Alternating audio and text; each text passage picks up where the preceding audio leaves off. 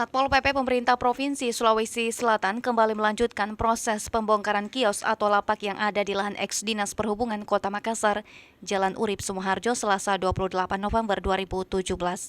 Kedatangan ratusan anggota pengamanan mulai dari Satpol PP hingga TNI Polri ini tak bisa dibendung oleh pemilik kios yang selama ini telah tinggal di tempat tersebut.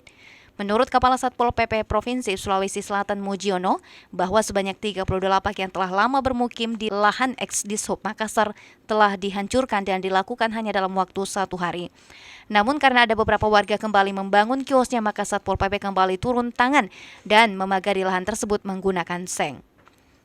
Pembongkaran ini sebenarnya 1 hari berlangsung. 1 hari berlangsung, hanya kemarin itu ada sedikit saja yang belum selesai, sehingga kita melakukan langkah yang kedua.